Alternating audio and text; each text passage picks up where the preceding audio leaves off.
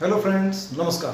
मी भारत बापू Savalwade, Latthe education society Sangli संचलित Shrimati Akkatai नानावणे high school Dattawad, तालुका शिरोळ, जिल्हा कोल्हापूर या ठिकाणी विज्ञान शिक्षक म्हणून कार्यरत आहे.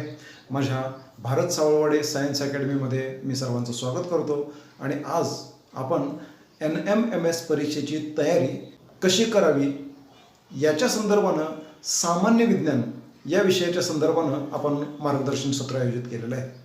आणि यामध्ये आपण शालेय क्षमता चाचणी म्हणजे SAT क्वेश्चन पेपर जो आहे तो 2020-21ची जी जुनी प्रश्नपत्रिका मला मिळालेली आहे त्याच्यातील विज्ञानाच्या संदर्भात असलेले जे प्रश्न आहेत यांची आपण उजळणी करणार आहोत.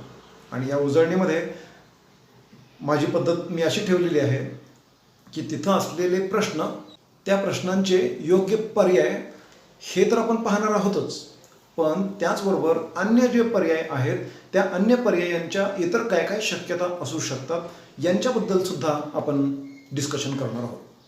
मित्रांनो, माझी सर्वांना विनंती आहे की संपूर्ण मार्गदर्शन अतिशय काळजीपूर्वक व्यवस्थितपणानं सर्वांनी पाहून घ्या, समजून घ्या आणि आपणही अशा पद्धतीनं शोधाशोध करून अनेक इतर पर्यायांची उकल करण्याची क्षमता प्राप्त करून घ्या. चला तर मग पाहूयात आपण प्रेझेंटेशन. मित्रांनो, जसं की या ठिकाणी आपल्याला दिसतं की प्रश्नपत्रिका, त्याचं पहिलं पेज कसं असतं हे सर्व या ठिकाणी आपल्याला पाहायला मिळेल.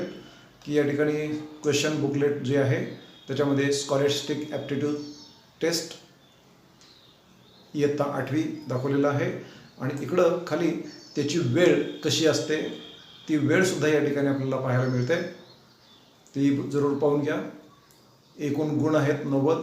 त्याच्यासाठी मिळणारा आपल्यासाठी वेळ जो आहे त्या वेळेचं जर आपण गणित घातलं तर 1 मिनिटाला एका प्रश्नाचं उत्तर देता यायला पाहिजे. ठीक आहे, चला तर मग आपण पाहूयात पुढं.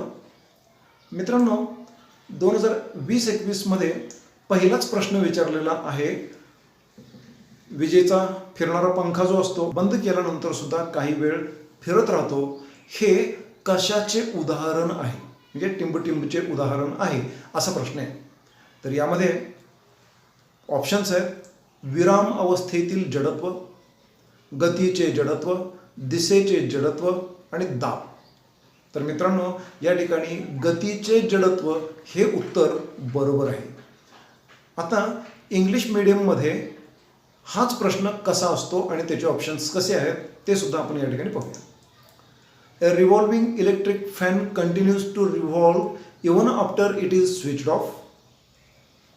Is an example of inertia of rest म्हणजे विरामावस्थेतील जडत्व, inertia of motion गतीचे जडत्व, inertia of direction म्हणजे दिशेचे जडत्व आणि दाब म्हणजे प्रेशर.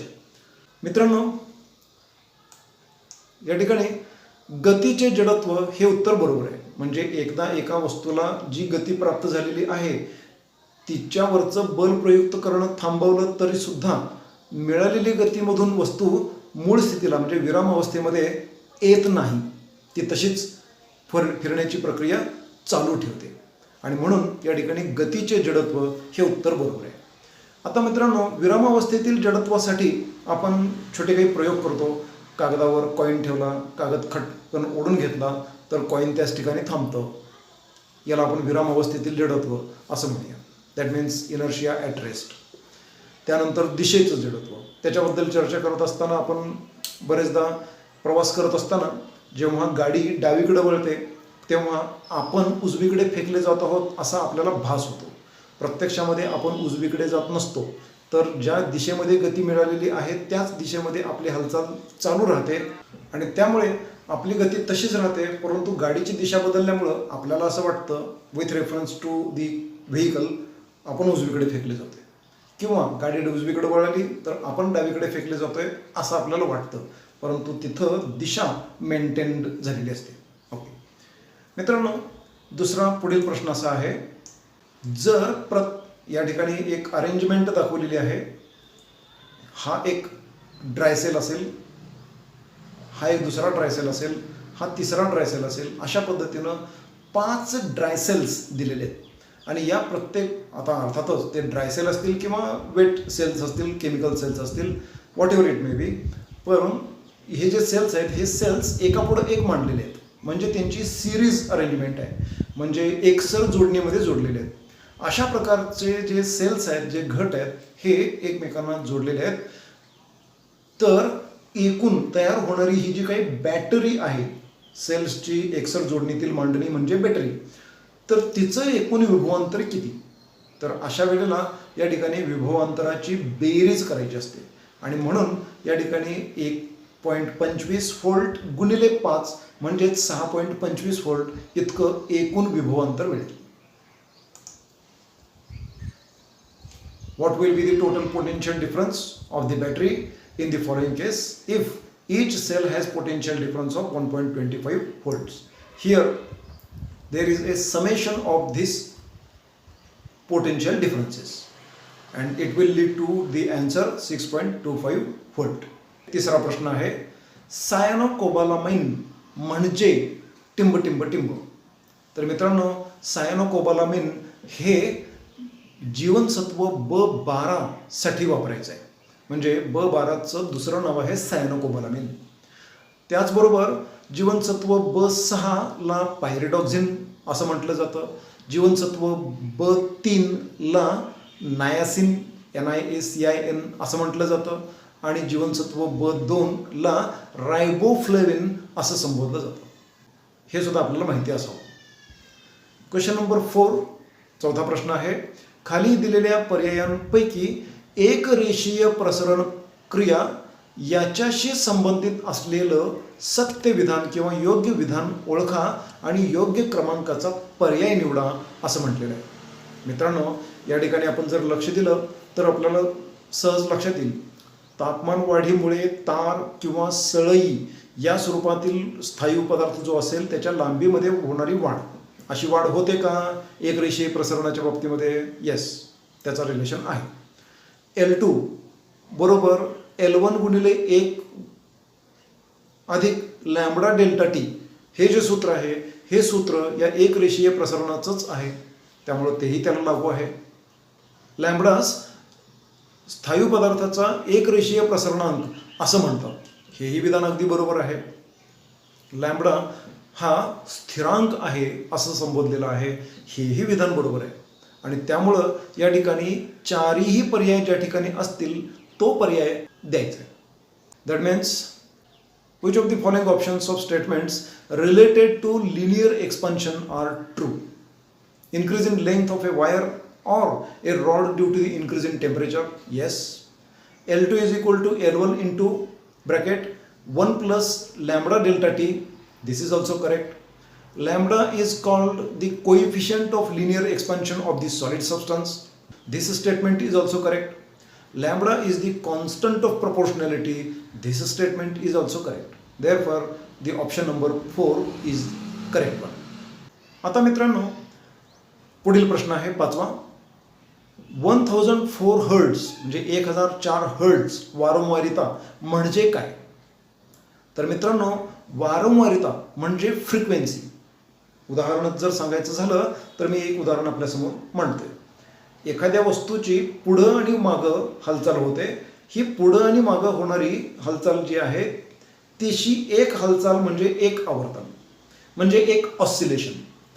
असं एक ऑसिलेशन झालं, 2 ऑसिलेशन झाले, 3 ऑसिलेशन झाले, अशा पद्धतीनं जर ते एकक कालावधीमध्ये होत असतील, म्हणजे एका सेकंदामध्ये 1 ऑसिलेशन तर 1 हर्ट्ज, एका सेकंदामध्ये 2 ऑसिलेशन्स म्हणजे 2 हर्ट्ज, एका सेकंदामध्ये 3 ऑसिलेशन्स म्हणजे 3 हर्ट्ज. म्हणजे वारंवारता मोजण्यासाठी आपल्याला आवर्तनं मोजणं आवश्यक आहे. संपीडन किंवा विरलन हे मोजण्याची आवश्यकता नाही आहे, तिथं आवर्तन होणं आवश्यक आहे.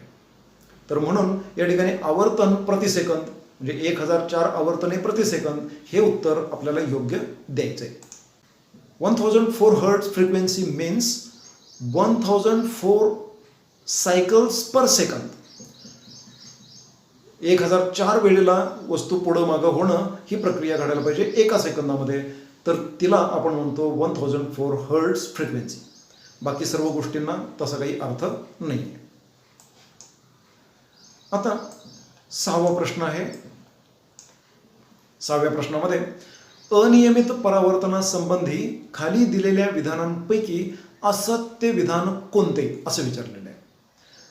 मी नीट लक्ष देऊन आपण पाहूया. खडबडीत पृष्ठभागावर घडते. अनियमित परावर्तन खडबडीत पृष्ठभागावर घडते. यस. परावर्तित किरणांचं आपतन कोन समान नसतात. आपतन कोन समान असतील तर परावर्तन कोन सुद्धा समानच झाले असते आणि त्यामुळे सगळे नियमित पद्धतीने केले असते. अनियमित प्रक्रिया त्या ठिकाणी घडलीच नसती. ओके. त्यामुळं इथं आपतन कोन समान नसतात हे विधान अगदी बरोबर आहे. परावर्तित किरण विस्तृत पृष्ठभागावर विखुरले जातात. आपतन कोन झाले परंतु परावर्तनानंतर ते विस्फारणार, सगळीकडे पसरणार आणि त्यामुळं ते विस्तृत पृष्ठभागावर विखुरले जातात हे विधान सुद्धा अगदी बरोबरच आहे. परावर्तनाचे नियम पाळले जात नाहीत म्हणून जो चौथा पर्याय जो दिलेला आहे हे विधान मात्र चुकीचं ठरतं. कारण परावर्तनाचे नियम कोणत्याही परिस्थितीमध्ये पाळले जातातच. त्या ठिकाणचा सरफेस कसा असेल त्याप्रमाणे नॉर्मल असेल आणि त्याच्याशी झालेला अँगल ऑफ इन्सिडन्स म्हणजे आपाती कोन आणि परावर्तन कोन हे समान मापाचे होऊन रिफ्लेक्शन किंवा परावर्तन घडणार आहे आणि त्यामुळं चौथा मुद्दा हा असत्य मानायचा आहे. Which of the following statements about irregular reflection of light is incorrect?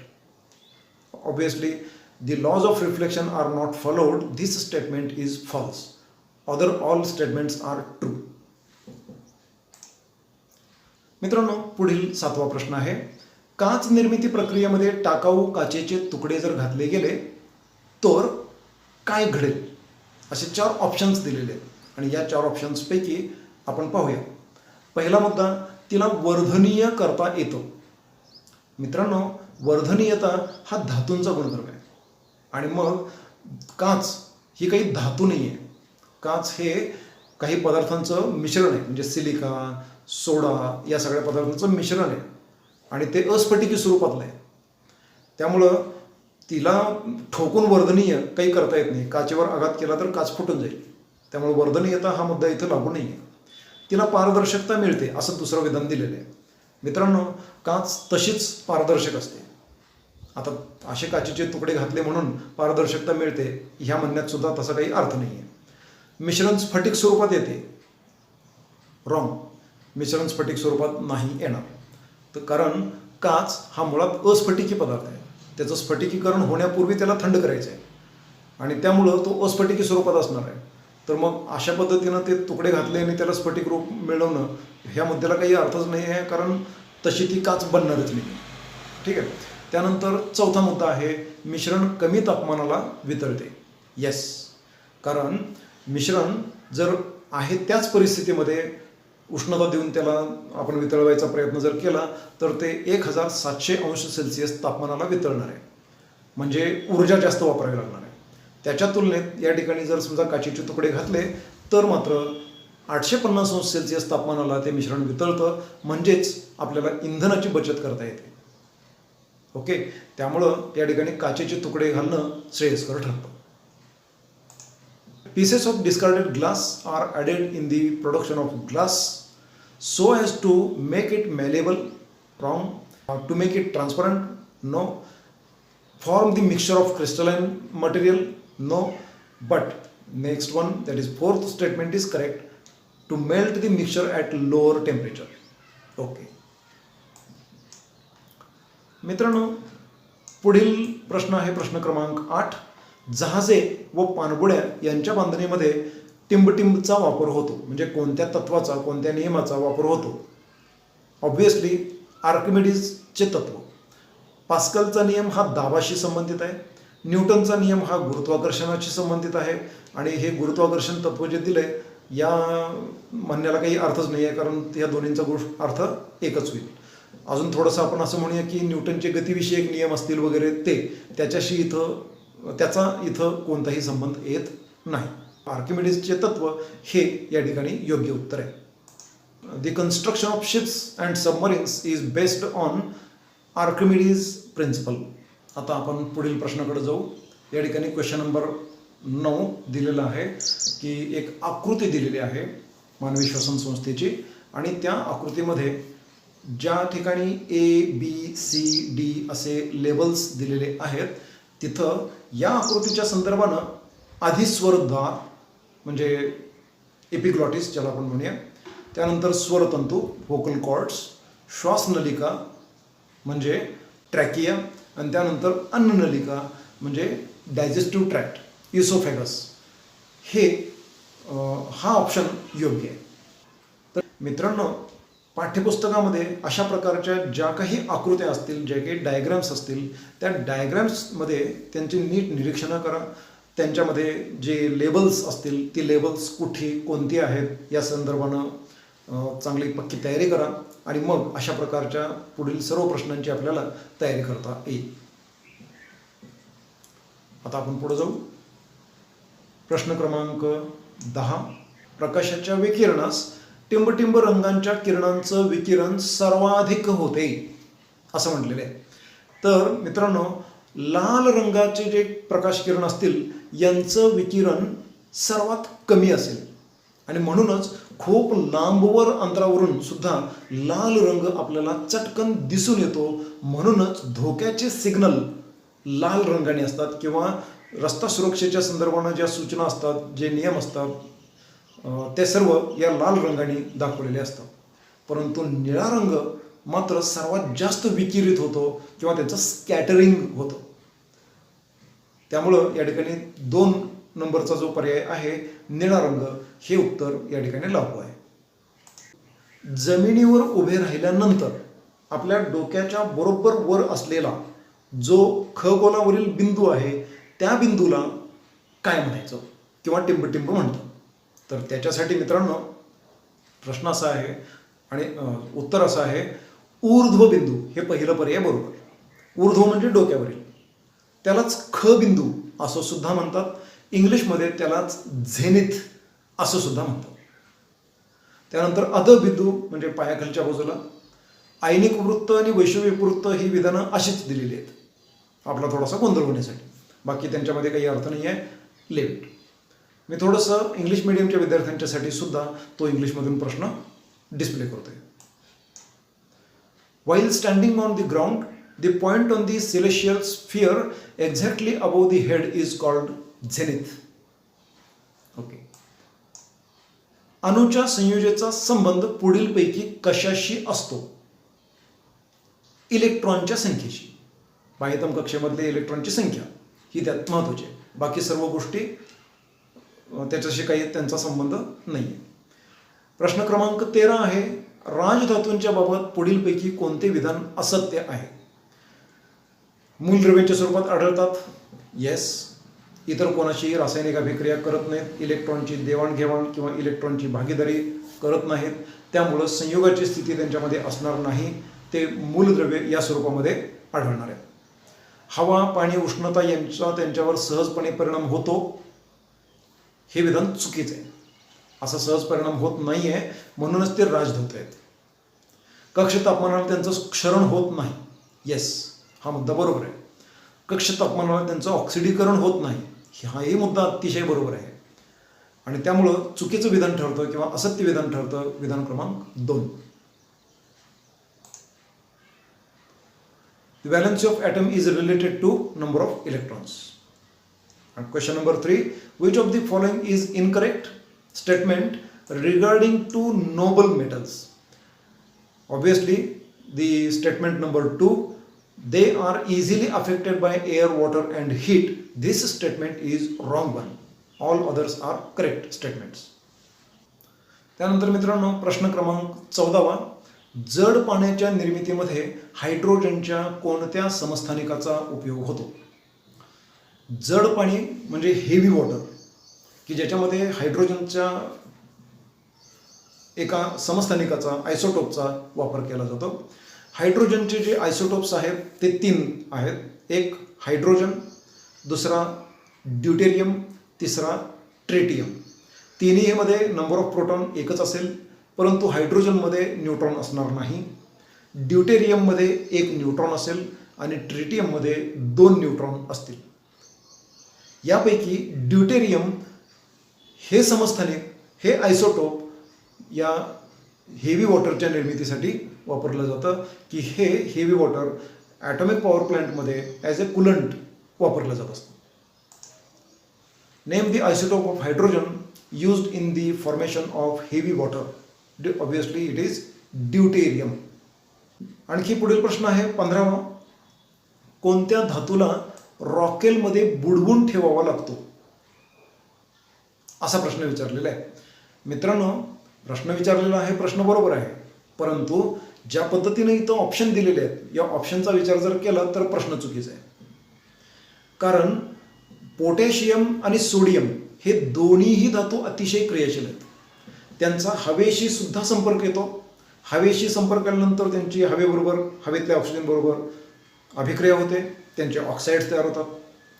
त्याचबरोबर ते पाण्याच्या संपर्कात आले तर पाण्याबरोबर सुद्धा जोरदारपणे अभिक्रिया करतात आणि त्याच्यापासून त्यांचे हायड्रॉक्साईड्स तयार होतात, म्हणजे सोडियम हायड्रॉक्साईड, पोटॅशियम हायड्रॉक्साईड अशा प्रकारचे. आणि मग तिथं मोठ्या प्रमाणामध्ये हायड्रोजन वायू पण निर्माण होत असतो की जो त्या वाढलेल्या तापमानामुळं अचानक पेट घेतात, म्हणजे विस्फोटक प्रकारची अभिक्रिया होते. ह्या प्रक्रिया घडतात, परंतु रॉकेलबरोबर मात्र त्यांची अभिक्रिया होत नाही आणि त्यांची घनता रॉकेलपेक्षा जास्त असते. ते रॉकेलमध्ये बुडतात आणि म्हणून त्यांना रॉकेलमध्ये ठेवावं लागतं. ही प्रक्रिया पोटॅशियम आणि सोडियम या दोन्हीही मूलद्रव्यांच्यासाठी करावीच लागते. त्यामुळं इथं सोडियम उत्तर अपेक्षित धरून प्रश्न विचारला गेला असेल तर थोडंसं प्रिंटिंग मिस्टेक असावी अशी एक शक्यता वाटते. तर हे दोन्हीही ऑप्शन्स त्याला लागू होते. बाकी कॅल्शियम आणि मॅग्नेशियम हे मात्र हवेमध्ये, पाण्यामध्ये राहू शकतात. मित्रांनो, पुढील प्रश्न आहे 16वा. पुढीलपैकी कोणत्या क्रियेला रासायनिक बदल म्हणता येत नाही? Which among the following reactions is not a chemical change? श्वसन म्हणजे respiration, it is a chemical process. प्रकाश संश्लेषण म्हणजे photosynthesis, this is also a chemical reaction. इंधनांचं ज्वलन, that means burning of fuel, this is also a chemical equation or a chemical reaction in which the fuel is burnt, that means it reacts with oxygen, combines with oxygen to form oxides. रासायनिक अभिक्रिया म्हणजे तिन्ही ठिकाणी रासायनिक अभिक्रिया किंवा रासायनिक बदल घडत आहेत, परंतु स्प्रिंग ताणणे या ठिकाणी मात्र ही प्रक्रिया फिजिकल प्रोसेस आहे, म्हणजे त्याला रासायनिक अभिक्रिया म्हणता येणार नाही. पुढं 17व्या प्रश्नाकडे आपण जाऊया. रासायनिक सूत्रांपैकी खाण्याच्या सोड्याचे रासायनिक सूत्र कोणते? हा जो आहे हा धुण्याचा सोडा आहे, हा गॉबर्स सॉल्ट आहे, त्यानंतर हा सोडियम बायकार्बोनेट आहे म्हणजे सोडियम हायड्रोजन कार्बोनेट आहे, हा म्हणजेच खाण्याचा सोडा. हा कॉस्टिक सोडा आहे, त्यामुळे या ठिकाणी बरोबर उत्तर येणार आहे पर्याय क्रमांक 3. आणि यांची ओळख आपण आणखी एका पुढील व्हिडिओमध्ये थोडीशी पाहणार आहोत, त्यामुळे यानंतर येणारा पुढील व्हिडिओसुद्धा अतिशय काळजीपूर्वक आपण पाहू. त्यानंतर प्रश्न 18वा आहे पुढील की याच्यामध्ये खाली 4 ऑप्शन्स दिलेले आहेत. या ऑप्शन्सपैकी वेगळा घटक ओळखा, वेगळा शब्द ओळखा असं म्हटलेलं आहे. Sodium, magnesium, aluminium, oxygen. यापैकी ऑक्सिजन हा अधातू आहे आणि बाकी सर्व धातू आहेत.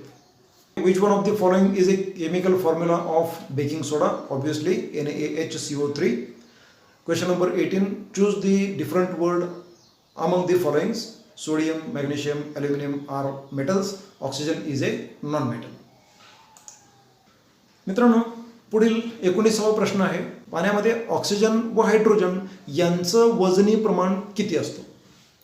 बऱ्याचदा विद्यार्थी गोंधळतात आणि ते 1:8 असं सांगून जातात, कारण त्यांच्या मनामध्ये हायड्रोजन आणि ऑक्सिजन हा संबंध घातलेला असतो आणि त्याचं उत्तर ते 1:8 असं घालतात, म्हणजे 1:8 असं करतात. परंतु इथं विचारलंय, लक्षात घ्या, प्रश्नामध्ये ऑक्सिजन विचारलेलं आहे, ऑक्सिजन हायड्रोजन यांचं प्रमाण विचारलं आहे, ते येणार आहे 8:1. आता हे कसं काढलं तर या ठिकाणी H2Oचं मॉलिक्युलर मास म्हणजे मॉलिक्युलर वेट काढायचं, ते येतं 18. त्यातील हायड्रोजनचा मास 2 आणि ऑक्सिजनचा मास 16. त्यांना संक्षिप्त रूप दिलं तर हायड्रोजन टू ऑक्सिजन 1:8 हा रेशो मिळतो, परंतु इथं विचारलेला आहे ऑक्सिजन आणि हायड्रोजन यामधील संबंध आणि म्हणून तो येणार आहे 8:1 या पद्धतीने. त्यानंतर पुढे गटातील वेगळा शब्द ओळखायला सांगितला आहे प्रश्न क्रमांक 20 मध्ये, ज्याच्यामध्ये हेलियम, हायड्रोजन, आर्गॉन, निऑन असे ऑप्शन्स आहेत आणि या ऑप्शन्सच्या संदर्भानं योग्य पर्याय आहे हायड्रोजन. बाकी सर्व हे राजवायू आहेत, म्हणजे इनर्ट गॅसेस आहेत. मित्रांनो, आणखी पुढील प्रश्न आहे प्रश्न क्रमांक 21. एकमेकांमध्ये न विरघळणाऱ्या दोन द्रवांचं मिश्रण कोणत्या पद्धतीनं वेगळं करता येईल? त्याच्यासाठी ऑप्शन्स दिलेले आहेत आणि हे ऑप्शन्स आहेत अपकेंद्री पद्धत, म्हणजे सेंट्रिफ्युगल फोर्स वापरायचा आहे, सेंट्रिफ्युगेशन. वस्तू गोल फिरवली की तिच्या त्या फिरण्याच्या गतीमुळं जड कण तळाला जाऊन बसतील आणि हलके कण वर तरंगत राहतील. या पद्धतीनं पदार्थांचं सेपरेशन करता येईल. ती कधी वापरायची आहे? जर एखाद्या द्रावणातून काही घटक बाजूला काढायचे असतील तर. विलगीकरण पद्धत जी आहे, ज्याला सेपरेशन मेथड आपण म्हणतो, ती प्रक्रिया आपल्याला अशा प्रकारच्या सेपरेटर फ्लास्कमधून करता येते, की ज्याला आपण कोनिकल फ्लास्क सारखा हा सेपरेटर फ्लास्क असतो, की याच्यामध्ये इथं कॉक आहे, खाली नळ आहे आणि इकडं म्हणजे त्याचं तोंड आहे आणि इकडं ते दोन वेगवेगळे द्रावणांचे थर आहेत. हे कॉक सुरू करायचा आणि ह्या लेअर या ठिकाणी पोचला की कॉक बंद करायचा, म्हणजे खालचा द्रव बाजूला, वरचा द्रव बाजूला करता येतं सेपरेशन. ऊर्ध्वपतन सर्वांना माहिती असेल. डिस्टिलेशन, पाण्याला उष्णता दिली की पाणी उकळतं, उकळणारं पाणी त्याची वाफ होणार, ती वाफ थंड करायची, थंड झाली की त्याची पुन्हा पाण्याच्या थेंबामध्ये रूपांतर होणार आणि ते मिळवलं की त्याला आपण ऊर्ध्वपातित पाणी असं म्हणतो, डिस्टिल्ड वॉटर. तर ही एक पद्धत असू शकते, म्हणजे दोन पदार्थ मिसळलेले आहेत, विशिष्ट तापमानापर्यंत एका पदार्थाला, द्रव पदार्थाला तापवून आपण तो पुन्हा बाजूला मिळवू शकतो. त्यानंतर रंजक द्रव्य पृथक्करण पद्धत म्हणजे क्रोमॅटोग्राफी. आता रंजक द्रव्य पृथक्करण पद्धत म्हणजे नेमकी काय, याच्याबद्दल आपण एका वेगळ्या व्हिडिओमध्ये यानंतरच्या लगेचच मी तो प्रयोग करणार आहे, तो आपण पाहूया. आणि तो पाहण्यासाठी मी अगदी साधी सोपी ट्रिक वापरणार आहे. साधा मी खडू वापरणार आहे. खडूवर मी एका शाईचा थेंब ठेवणार आहे आणि खडूचं खालचं टोक पाण्यामध्ये बुडवून ठेवणार आहे. ज्याप्रमाणे पाणी हळूहळू वर चढत जाईल त्याच्यामध्ये, त्या पद्धतीनं त्यामध्ये जे रंगांचे कण असतील ते कण सेपरेट होत जातील त्यांच्या घनतेच्या स्वरूपाप्रमाणे आणि त्यांचा एक पट्टा आपल्याला मिळतो. त्याला म्हणायचं आहे क्रोमॅटोग्राफी, म्हणजे रंजक द्रव्य पृथक्करण पद्धत. या पद्धतीनं आपण घटक वेगळे करू शकतो. तो सुद्धा आपण पुढील एका व्हिडिओमध्ये नक्की पाहणार आहोत. Stay connected. Find odd man आउटमध्ये हायड्रोजन हा वेगळा येतो, बाकी सर्व इनर्ट गॅसेस आहे. आणि इथं आता आपण मगाशी चर्चा केली त्याप्रमाणे name the method which is use to separate the substances which are not miscible to each others. The answer is separation method. मित्रांनो, यानंतर पुढील प्रश्न आहे 22वा. पुढीलपैकी धातूंचे क्षरण रोखण्यासाठीची कोणती पद्धत उचित ठरणार नाही?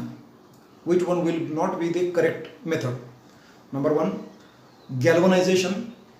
मित्रांनो, गॅल्वनायझेशन म्हणजे लोखंडी वस्तूवर जास्ताचा थर देणे, की ज्याच्यामुळे लोखंडाचं गंजणं रोखता येतं, त्यामुळे ही पद्धत बरोबर आहे. कल्लही करणे, तर ब्रास आर्टिकल म्हणजे पितळेची वस्तू असेल तर त्याच्यावर टिनिंग करतात, म्हणजे टिन कथिल त्याचा लेप देतात, तर तीही प्रक्रिया बरोबर आहे. पावडर कोटिंग ही इयत्ता 9वीमध्ये आपण अभ्यासणार आहोत. वेगवेगळ्या पदार्थांचं मिश्रण करून स्प्रे पद्धतीनं ते पावडर कोटिंग केलं जातं एखाद्या पदार्थावर आणि की ज्यामुळं त्या वस्तूचा हवेशी संपर्क येत नाही, तर तिला आपण पावडर कोटिंग म्हणतो. ही पद्धत बरोबर आहे. परंतु पाण्यात बुडवून ठेवणं ही अतिशय सदोष पद्धत असेल, कारण पाण्याशी संपर्क आला की वस्तूचं क्षरण होण्याची प्रक्रिया लवकरात लवकर घडते. Question number 23. खालीलपैकी असत्य जोडी ओळखा असं म्हटलेलं आहे. मानव आणि इन्फ्लुएन्झा व्हायरस यांचा संबंध आहे. आपल्याला इन्फ्लुएन्झाची लागण होऊ शकते.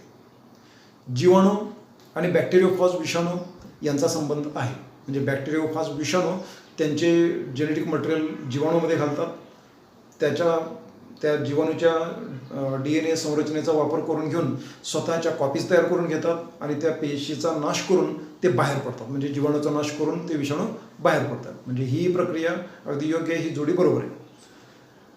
त्यानंतर तिसरा पर्याय बघा, वनस्पती आणि टोमॅटो विल्ट जीवाणू असं म्हटलेलं आहे. मित्रांनो, लक्षात घ्या, टोमॅटो विल्ट विषाणू असला पाहिजे, विषाणूच्या ऐवजी या ठिकाणी जीवाणू झालेला आहे. त्यामुळे हा मुद्दा वेगळा ठरतोय, चुकीचा ठरतोय. इथं विषाणू असणं आवश्यक आहे. त्यानंतर गुरे आणि पिकोर्नो व्हायरस हे ऑप्शन बरोबर आहे. ठीक आहे, त्यामुळे असत्य जोडी म्हणून आपण तिसरं विधान निवडू शकतो. त्यानंतर 24वा मुद्दा आहे, 24वा प्रश्न आहे, जास्वंद या वनस्पतीचं वैज्ञानिक नाव कोणतं? पहिलंच आहे हिबिस्कस रोझा सायनेन्सिस. त्यानंतर दुसरं जे आहे कॅनिस फॅमिलियरिस, ते आहे कुत्र्याचं नाव. त्यानंतर बॉस टॉरस, की जे बुल और काऊ म्हणजे बैल किंवा गाय यांचं ते शास्त्रीय नाव आहे. त्याचबरोबर सॉर्गम व्हल्गेर म्हणजे ज्वारी याचं ते नाव आहे. अशाच पद्धतीनं आणखी 2-4 नावं आपल्याला माहिती असणं अत्यंत आवश्यक आहे. मी थोडक्यात या ठिकाणी सांगतोय. वाघाची जी मावशी आहे त्या वाघाच्या मावशीचं नाव फेलिस डोमेस्टिकस. ज्या मावशीचं वर्णन केलं तिच्या भाच्याचं नाव म्हणजे टायगर, पॅन्थेरा टायग्रिस. सिंहाचं म्हणजे लायन, पॅन्थेरा लिओ. बेडकाचं नाव आहे राना टायग्रिना, तर नेच्याचं नाव आहे नेफ्रोलेपिस एक्झाल्टॅटा. गांडूळ फेरिटिमा पोस्थुमा, अशी काही नावं आहेत. मित्रांनो, या ठिकाणी टोमॅटो विल्ट विषाणू असतो, परंतु या ठिकाणी बॅक्टेरियम पडलेला आहे म्हणून हे विधान चुकलेलं आहे. पुढील 25वा प्रश्न आहे, चुकीचं विधान ओळखा. नंबर 1, क्षय या रोगासाठी डॉट म्हणजे डायरेक्ट ऑब्झर्वेशन अँड ट्रीटमेंट हा उपचार पूर्ण आणि नियमितपणे घ्यावा. हे विधान अगदी बरोबरच आहे. दुसरं विधान आहे अतिसार या रोगासाठी म्हणजे डायरिया याच्यासाठी जलसंजीवनी ORS ओरल रिहायड्रेशन सोल्युशन घ्यायचं आहे. बरोबरच आहे. पटकी म्हणजेच कॉलरा हा रोग असा, त्याची साथ इतक्या जोरात होती पूर्वी की माणसं पटापट मरायची आणि म्हणून त्याला पटकी असं म्हटलं गेलेलं आहे. तर त्याच्यासाठी प्रतिबंधक लस म्हणजेच कॉलरा प्रतिबंधक लस घेणं आवश्यक आहे. त्यानंतर 4था मुद्दा आहे, विषम ज्वर या रोगासाठी BCGची लस टोचून घ्यावी असं म्हटलेलं आहे.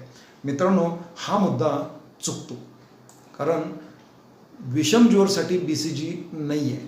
BCGची लस ही TB साठी आहे, म्हणजे ट्युबरक्युलोसिस क्षयरोगासाठी आहे. तर त्या BCGचा फुल फॉर्म काय आहे? बॅसिलस कामेटी ग्युरिन, म्हणजेच अल्बर्ट कामेटी आणि कॅमिली ग्युरिन या दोघांनी मिळून हा बॅक्टेरिया शोधून काढला आहे किंवा ही लस शोधून काढलेली आहे आणि म्हणून त्याचं नाव त्या पद्धतीनं बॅसिलस कामेटी ग्युरिन, त्याचा short form BCG. Question number 25, which statement is false? Obviously the option number 4th is wrong one. It is a false one. All other statements are correct. 26वा प्रश्न आहे, पुढीलपैकी हृदयविकार या रोगाचं कोणतं लक्षण नाही? छातीत असह्य वेदना होणं, chest pains is the symptom of heart disease. घाम येणं दरदरून भरपूर, yes, this is also the symptom. अस्वस्थता, कंप पावणे, थरथरणे हा प्रकार होतो, हे सुद्धा अगदी बरोबर आहे. लठ्ठपणा हे लक्षण नाही आहे, लठ्ठपणा इज द रिझन, हे त्याचं कारण असू शकतं. ठीक आहे. 27वा प्रश्न आहे, खालील उदाहरण कोणत्या क्रियेचं आहे?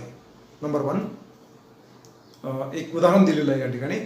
फळांच्या फोडी साखरेच्या घट्ट पाकामध्ये टाकायच्या आहेत.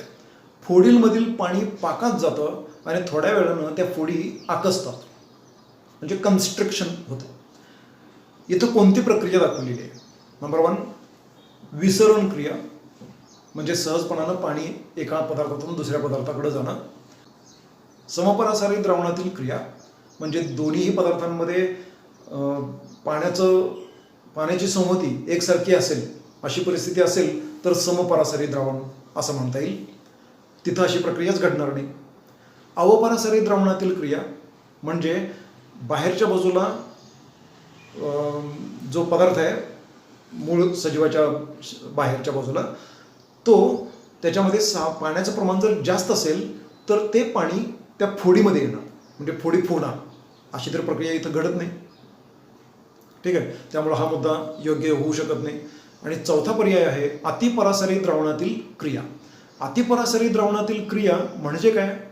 तर आजूबाजूला इथं फळाच्या गरामध्ये किंवा फळाच्या फोडीमध्ये जितकं काही साखरेचं प्रमाण असेल त्याच्यापेक्षा जास्त प्रमाण बाहेर असेल तर तिकडं या फोडीतलं पाणी जाणार आणि मग त्या ठिकाणी त्या फोडी आकसणार, म्हणून या ठिकाणी चौथा पर्याय बरोबर द्यायचा आहे. Which of the following is not a symptom of heart disease? Obesity, severe chest pain, sweating, अनइझीनेस, trimmers etcetera. तर इथं ओबेसिटी हे उत्तर चुकीचं आहे. It is not the symptom. Okay, it is A cause. What is the process in the given example below? If fruit pieces are kept in thick saturated sugar solution, the water from fruit juices enter the sugar solution, so the fruit pieces shrink after a while. Here the fourth statement is correct one. The outer sugar solution, saturated sugar solution is there, that is hypertonic solution, and due to which the water which is present in the pieces of the fruit will go towards the saturated sugar solution, and therefore the option number 4 will be the correct answer. मित्रांनो, 28वा प्रश्न आहे पुढील. खालीलपैकी कोणत्या अभ्यासासाठी सॅन्टियागो काजल या शास्त्रज्ञाबरोबर कॅमिलिओ Golgi यांना 1906 मध्ये नोबेल पारितोषिक मिळालं? अनेक इतर गोष्टी आपल्याला या ठिकाणी दिसतात. बऱ्यापैकी आपल्या सर्वांना माहिती असतं की गॉल्जी पिंड याच्या संशोधनासाठी त्यांना नोबेल पारितोषिक मिळाले, हे आपल्याला माहिती असतं. पण त्याचा उल्लेख जर उत्तरामध्ये कुठं दिसत नसेल तर मित्रांनो लक्षात घ्या, ते चेतासंस्थेचा अभ्यास करत असताना त्यांना गॉल्गी पिंडांचा, गॉल्जी बॉडीजचा शोध लागलेला आहे, आणि त्यामुळे चेतासंस्थेची रचना हे उत्तर बरोबर आहे. For which of the following studies Camillo Golgi along with Santiago Cajal won the Nobel Prize?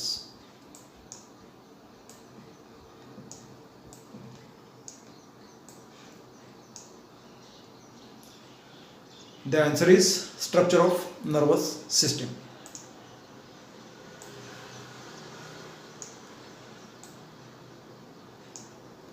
मित्रांनो, पुढील 29वा प्रश्न आहे. खालीलपैकी रक्तघटकाचं चुकीचे कार्य कोणते? तर त्यातील पहिला पहा, एक एक विधान आपण पाहूया.